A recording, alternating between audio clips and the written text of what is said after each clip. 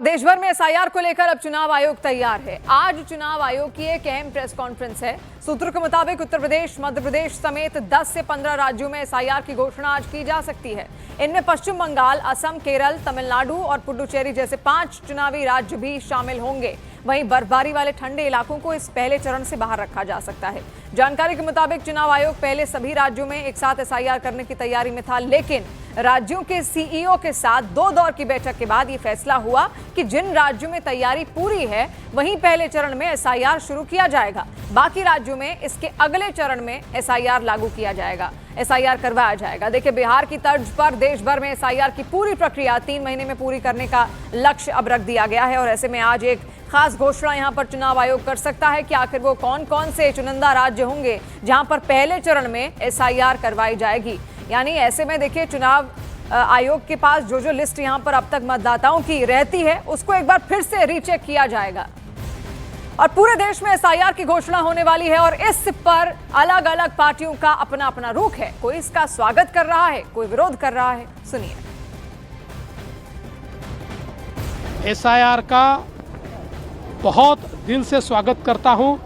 हमारी लगातार ये मांग रही है। 2012 में भी मैंने स्वयं इसके लिए हाईकोर्ट में पिटीशन भी की थी, क्योंकि हमारे देश में पिछले 25 वर्षों से हम लोग संक्षिप्त पुनर्निरीक्षण कर रहे हैं और एक कॉम्प्रिहेंसिव पुनर्निरीक्षण की आवश्यकता थी। उसको हमारे इलेक्शन कमीशन ने माना है, बहुत अच्छी बात है। मैं तो ऐसा मानता हूं कि आने वाले दिनों में हमारी जो मतदाता सूची है उसको ब्लॉकचेन के रूप में तैयार किया जाना चाहिए और मेरा विश्वास है कि एसआईआर के बाद उस दिशा में भी हम लोग धीरे धीरे आगे बढ़ेंगे।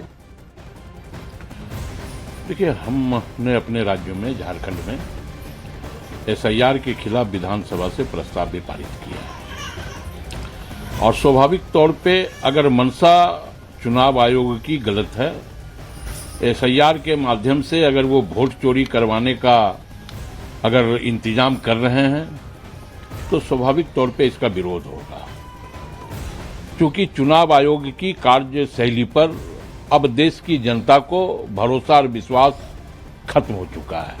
भारतीय निर्वाचन आयोग का ये स्वागत योग्य निर्णय है। एसआईआर ने बिहार में शानदार काम किया। एक मैराथन प्रक्रिया के बाद अब मतदाता सूची में विपक्ष ने जितना भी कोहराम पहले मचाया, लेकिन आखिरी मतदाता सूची पर बोलती सबकी बात थी। पूरे देश में एसआईआर कराया जाना चाहिए और उद्देश्य बिल्कुल साफ है। कोई भी अवैध मतदाता इस सूची में शामिल नहीं हो, वैध मतदाता का नाम नहीं छूटे और बखूबी एसआईआर ने इसे अंजाम दिया है।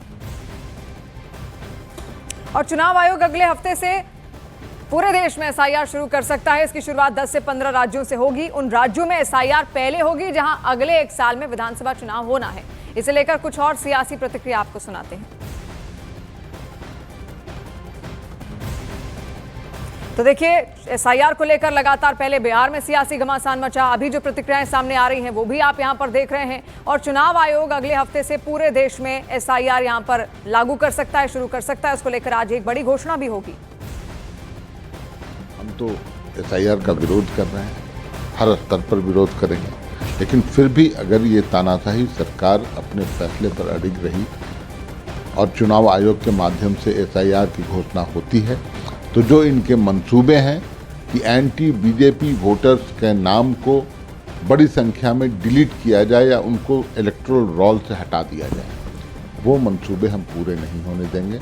हमारे कार्यकर्ता पूरी मुस्तैदी के साथ हर एक बूथ पर तैनात रहकर और जो बीएलओज होते हैं जिनके मार्फत से ये पुनरीक्षण का काम होगा, उन पर नजर रखें। निर्वाचन आयोग का निर्णय है, बिहार में वो कर चुके हैं, कुछ प्रदेशों में पहले शुरू किया है और आज सिर्फ 10 प्रदेशों में और वो प्रेस कॉन्फ्रेंस करके करने वाले हैं। ऐसा मैंने भी समाचार पत्रों में पढ़ा है, क्योंकि ये निर्णय चुनाव आयोग का है और ये चुनाव आयोग समय समय पर ऐसा करते रहते हैं, क्योंकि उचित वोटर जो है उसी को वोट डालने का अधिकार हो।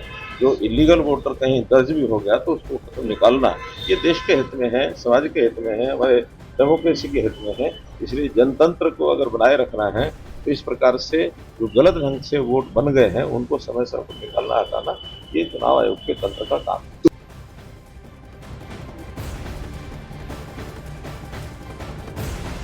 तो देखिए, पूरी तरीके से चुनाव आयोग यहाँ पर तैयार है और ऐसे में आज विशेष घोषणा यहाँ पर चुनाव आयोग की ओर से की जा सकती है। और ऐसे में कई राज्य ऐसे हैं जहां पर एसआईआर पहले चरण में होगा और कुछ राज्य ऐसे होंगे जहां पर एसआईआर दूसरे चरण में कराया जाएगा। खासतौर पर जो ठंडे क्षेत्र होंगे या ठंडे राज्य होंगे वहां पर एसआईआर दूसरे चरण में यहां पर कराया जाएगा। तो उसी को लेकर आज विशेष घोषणा यहां पर की जा सकती है। 10 से 12 राज्यों की एसआईआर की तैयारी यहां पर हो चुकी है और एसआईआर ऐसे में देखिए चुनावी मुद्दा भी लगातार बिहार में तो बना ही बना और अलग अलग राज्यों में जब ये एसआईआर यहां पर करवाया जाएगा, इसको लेकर इन तमाम राज्यों में क्या प्रतिक्रियाएं आती हैं वो भी हम एक एक कर आपको लगातार यहां पर सुनाते जाएंगे।